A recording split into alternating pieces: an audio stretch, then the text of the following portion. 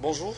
Alors après avoir traité le concept du compte, dont on a parlé de sa présentation, premièrement de sa définition comme étant un document qui regroupe l'ensemble des mouvements effectués sur les éléments constituant le bilan et le CPC. On avait dit que le bilan et le CPC, ce sont les états de synthèse qui nous permettent de calculer le résultat à la fin de l'exercice et qu'on ne peut pas aboutir à l'élaboration de ces états de synthèse sans avoir fait un enregistrement ou bien un suivi journalier sur l'ensemble des opérations enregistrées. Si on veut élaborer des états de synthèse, on aura besoin de la valeur finale ou bien de la situation finale de ces éléments constituants. Par exemple, le montant de la banque à la fin de l'exercice, le montant du matériel de transport, le montant de vente de marchandises, le montant de l'achat de marchandises. Alors comment peut-on avoir la valeur de ces éléments-là? C'est bien sûr après un suivi journalier et quotidien des opérations réalisées sur ces éléments-là.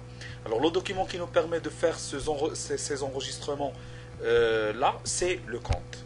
Alors on a dit alors le compte c'est un tableau, là on enregistre pour chaque compte, pour chaque élément, tous les éléments et les variations qui se sont réalisées sur lui.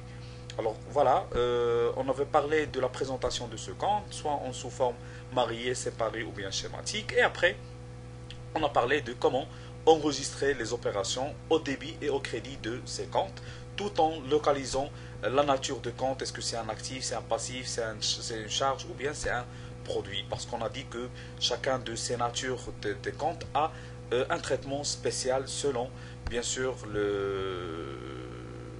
l'action de l'opération. Est-ce qu'il agit sur une augmentation ou bien une diminution de ce compte? Voilà, c'était l'objectif du vidéo précédente. Aujourd'hui, on va parler d'un autre principe comptable, d'un principe très important au niveau de la comptabilité générale, d'un principe qui permet de faire le contrôle des opérations et des mouvements enregistrés dans ces comptes-là, qui est le principe de la partie double.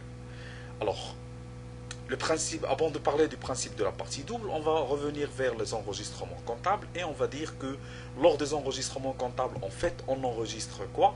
On enregistre les flux des opérations. Alors, qu'est-ce qu'on va enregistrer pour l'opération? On va enregistrer ces flux. C'est-à-dire que lorsqu'on réalise des opérations, généralement cette opération, elle fait sortir des flux et rentrer des autres flux. Donc, toute opération, elle a des flux sortants et des flux rentrants. Et qu'on ne peut pas avoir des flux sortants sans une contrepartie. Et la même chose, on ne peut pas avoir des flux entrants sans des flux sortants. Donc, toute opération, elle agit sur deux sens. Des sorties et des rentrées. Alors, dans ce sens-là, toute opération réalisée, elle doit obligatoirement et impérativement être enregistrée dans au moins deux comptes. Et c'est ça le principe de la partie double. C'est un principe qui consiste à que chaque opération a un double enregistrement. C'est-à-dire qu'elle doit être enregistrée en moins deux comptes. Donc, un enregistrement doit être fait au débit d'un compte et l'autre dans le crédit d'un autre compte. Donc, le total enregistré au débit doit impérativement égal à celui enregistré au crédit de l'autre compte. Alors, c'est ça le principe de la partie double. C'est un principe de contrôle qui permet de autocontrôler est-ce que l'opération a été bien imputée, est-ce que l'opération a fait ressortir l'enregistrement dans deux comptes ou bien au moins deux comptes et plus. Ça dépend de l'opération et ça dépend les mouvements, les flux de l'opération. Alors, c'est ça, c'est notre objectif d'aujourd'hui, c'est de savoir ou bien de traiter le principe de la partie double. Alors voilà, après avoir défini ce concept-là, comme étant, comme on a dit, un principe qui consiste à contrôler est-ce que l'opération a été enregistrée au débit et au crédit dans au moins deux comptes, on va voir tout de suite une application qui va nous permettre de mieux saisir ce principe de partie double. Et voilà, alors j'ai là une application, là où on va voir un ensemble des opérations et on va essayer pour chaque opération de ouvrir les comptes là où on doit enregistrer les opérations et vérifier est-ce qu'on avait respecté ce principe de la partie double. Alors premièrement, on va considérer que ces opérations ils sont indépendantes l'un de l'autre. Ça veut dire que ce n'est pas la même entreprise qui a réalisé ces opérations-là. Et on va travailler chaque opération indépendante de l'autre opération. Voilà, par exemple, la première opération, c'était le 8 juin, là où il est mentionné qu'on a créé une entreprise en versant 800 000 dirhams en banque. Alors, on a créé une entreprise en versant 800 000 dirhams en banque. Si on analyse l'opération là, on va trouver que généralement, on a apporté un capital qu'on a déposé en banque. On a apporté un capital qu'on a déposé en banque. Donc, dans cette opération-là, deux comptes ont été, comment dire, mouvementés. Le compte banque et le compte capital. Le compte banque parce qu'on a déposé de l'argent en banque, alors il faut enregistrer au niveau du compte banque. Et le compte capital, puisqu'on a apporté un capital, alors il y aura des changements au niveau de capital. Il faut enregistrer aussi au compte du capital. Alors c'est pour cette raison, comme vous voyez là, on a ouvert les deux comptes. Le compte banque et le compte capital. Alors, après arrivons à l'imputation comptable. Le compte banque. Le compte banque, c'est un compte d'actifs passifs produits charges. Alors, le compte banque, c'est une possession, c'est une liquidité de l'entreprise, alors c'est un actif.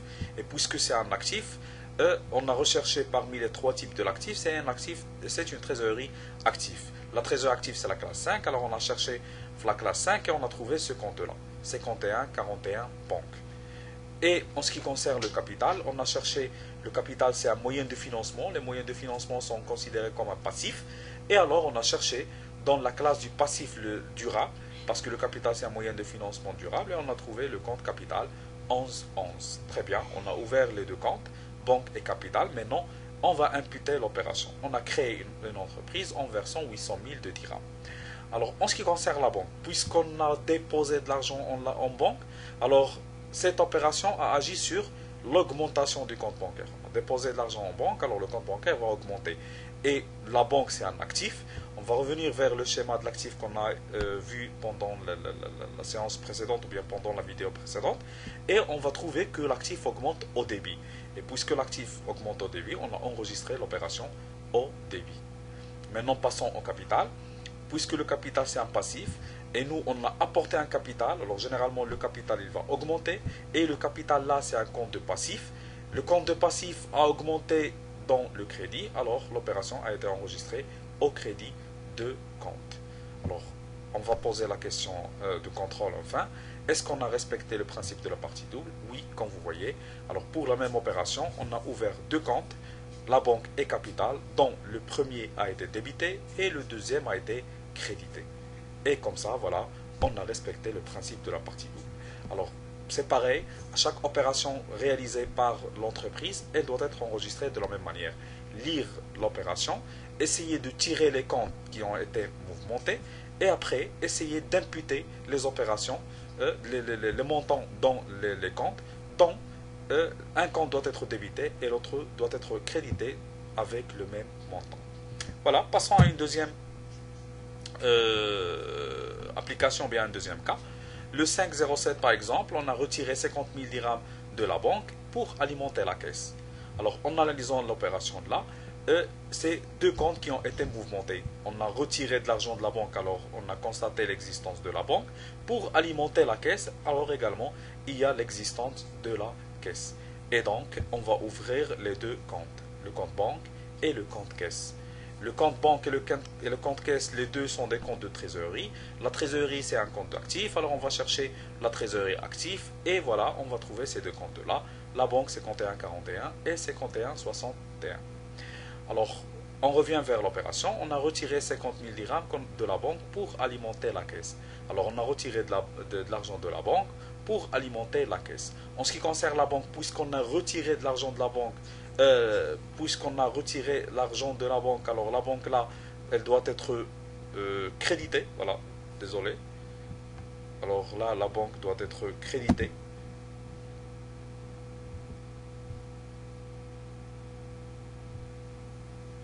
Voilà. Malheureusement, j'ai pas la main pour la modifier.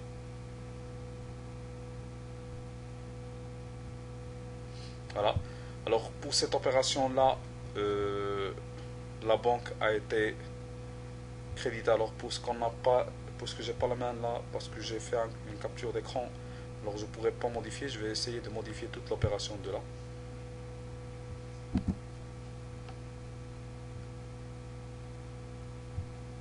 Voilà. Alors on va essayer.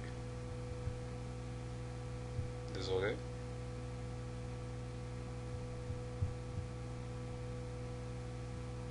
Voilà, je retire 50 000 dirhams.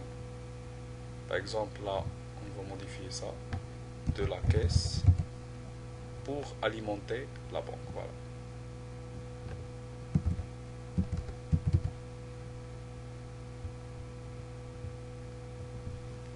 Voilà. Alors on revient vers l'opération. Là on a dit maintenant on a retiré de l'argent de la caisse pour alimenter la banque. Alors c'est également les deux comptes qui ont été mouvementés. Voilà la banque et voilà la caisse. Alors puisqu'on a retiré de l'argent de la caisse, alors la caisse elle va diminuer. La caisse c'est un actif qui diminue au crédit. Alors c'est pour cette raison on a enregistré le montant au crédit. Alors que pour la banque, voilà, on a déposé de l'argent à la banque, on a alimenté la banque, alors la banque automatiquement elle va augmenter et elle va augmenter au débit. Et voilà, comme ça, voilà, on a respecté le principe de la partie double. Voilà, deux comptes, un débité et l'autre crédité. Voilà, passons à l'opération suivante. Encore une fois, le 14-7, on a acheté un mobilier qui a été payé en espèces pour 6 000 dirhams. Alors on a acheté un mobilier et le payer à 6 000 dirhams en espèces. Alors quels sont les deux comptes qui ont été mouvementés là? C'est le mobilier de bureau et la caisse. Puisqu'on a acheté un bureau, le bureau c'est un actif, c'est un matériel. Les matériels sont considérés comme étant un actif immobilisé. Alors on va chercher la classe de l'actif immobilisé, on va trouver ce compte, mobilier de bureau. Alors on va ouvrir le compte mobilier de bureau. Il a été réglé en espèces, alors le deuxième compte ça serait la caisse. Alors on a déjà parlé de la caisse c'est une trésorerie active, on va chercher la classe de la trésorerie qui est la classe 5 et on va trouver le compte caisse 5161. Voilà. Après on revient à l'opération et on va essayer de analyser le débit et le crédit de l'opération. Alors on a acheté un mobilier de bureau. En ce qui concerne les mobiliers de bureau, puisqu'on les a achetés, les bureaux ils vont augmenter. Les bureaux sont des actifs et l'actif augmente au débit. Alors voilà, on a enregistré les 6 000 dirhams au débit. Par contre, en ce qui concerne la caisse, puisqu'on a payé en espèces, alors l'argent de caisse va diminuer. La caisse aussi c'est un actif et il va diminuer au crédit. Et voilà, la caisse va être créditée et le bureau va être débité. Est-ce qu'on a respecté le principe de la partie double? Oui, voilà un compte débité et voilà un autre qui est crédité avec le même montant. Passons à notre cas. Le 2009 cette fois, on a acheté de la marchandise à crédit pour 15 000 de dirhams et en espèces pour 2500 de dirhams. Alors là, on a acheté de la marchandise qu'on a payé à crédit et en espèces. Alors, achat de marchandise qui a été payé par deux moyens, le crédit et l'espèce. Alors, si on analyse l'opération, là l'opération a touché trois comptes. Le compte qu'on a acheté, qui est l'achat de marchandises, le compte de crédit et le compte de l'espèce. Alors en ce qui concerne l'achat de marchandises, l'achat de marchandises est considéré comme étant une charge, parce qu'on a acheté de la marchandise, c'est des charges. Les charges sont enregistrées ou bien sont classées en la classe 6. On va aller vers la classe 6, on va la chercher, on va trouver le compte suivant, achat de marchandises 6111. On a acheté à crédit, alors le compte de crédit, le crédit c'est une dette, les dettes c'est du passif. Là on parle d'un crédit concernant un achat de marchandises, alors ça va être un crédit non durable à court terme. Et alors les crédits à court terme sont classés dans la classe 4. On va chercher la classe 4 et on va trouver effectivement le compte suivant, 4411 fournisseurs. Qu'est-ce qu'il nous reste? Il nous reste le paiement en espèces. Alors l'espèce a touché la caisse et la caisse on a dit que c'est trésorerie active 5161. Alors voilà les trois comptes mouvementés par cette opération. On a acheté de la marchandise. Alors en ce qui concerne l'achat de marchandises qui est un compte de charge et qui va augmenter au débit, alors on va enregistrer l'ensemble de l'achat de marchandises qui est les 15 000 dirhams qu'on a acheté à crédit et les 2500 qu'on a acheté en espèces. Alors la totalité de l'achat c'est 17 500. Alors les achats ils vont être débités avec la totalité de 17 500. En ce qui concerne le crédit, on a acheté à crédit 15 000 dirhams. Alors le fournisseur il va nous devoir 15 000 de dirhams qu'on doit payer. Alors puisque le fournisseur c'est un passif et puisqu'on a acheté à crédit, le crédit fournisseur va augmenter et le fournisseur c'est un passif. Puisque le passif augmente au crédit, et là le fournisseur effectivement a augmenté puisque le crédit fournisseur a augmenté, alors il va être enregistré au crédit. Et en ce qui concerne la caisse, puisqu'on a acheté, alors on va payer, la caisse va diminuer et la caisse va diminuer au crédit parce que l'actif diminue au crédit. Alors là on a constaté qu'on a plus que deux comptes, mais comme vous voyez, le total du débit qui est 17 500 égale au total de crédit qui est, désolé, égale, voilà, le total de débit égale le total du crédit qui est 15 000 plus 2500, alors c'est 17 500. Voilà, débit égale à crédit. Une opération suivante encore une fois, le 12 février, on a vendu de la marchandise à 12 002 dirhams, réglé le 1/3 en espèces, le 1/3 par chèque bancaire et le reste à crédit. Alors là, on a vendu de la marchandise, voilà un compte qui a été réglé par 3 moyens. Alors, il y a la vente de marchandises et il y a 3 moyens de paiement. Alors là, on a constaté que cette opération a mouvementé 4 comptes. Le premier compte de vente et les 3 comptes de paiement. Alors en ce qui concerne la vente, c'est une vente de marchandises. La vente de marchandises est considérée comme des produits, des recettes de l'entreprise. Les produits généralement sont classés FLA classe 7. Alors on va chercher FLA classe 7, on va trouver le compte 7111, vente de marchandises. Après les 3 moyens de règlement, ce sont l'espèce. Alors là, c'est la caisse, on a ouvert le compte caisse. Deuxième compte, c'est chèque bancaire. Alors on a ouvert la banque. Et le troisième compte, c'est le règlement à crédit. Alors puisqu'on a vendu à un client, alors le crédit, c'est envers un client. C'est une créance client. La créance, c'est un actif et la créance client, c'est un actif circulant qu'on va trouver dans la classe 3. Alors voilà, on a ouvert les 4 comptes, vente de marchandises, caisse, banque et client. Et comme ça, on a les 4 comptes qui ont été impactés par cette opération. Voilà, maintenant il faut imputer les montants. Premièrement, en ce qui concerne la vente de marchandises, on a vendu 12 000 de dirhams. Puisqu'on a vendu de la marchandise, alors le chiffre d'affaires va augmenter. Les ventes de marchandises, c'est un produit. Les produits augmentent au crédit, alors le montant de 12 000 dirhams va être crédité. En ce qui concerne la caisse, puisqu'on a vendu, on va recevoir de l'argent, alors la caisse va augmenter, et la caisse c'est un actif qui va augmenter au crédit. Mais elle va augmenter avec le 1/3 du montant de 12 000. Alors le 1/3 de 12 000, c'est 4 000 dirhams, c'est pour cette raison on a débité la caisse avec 4 000 dirhams.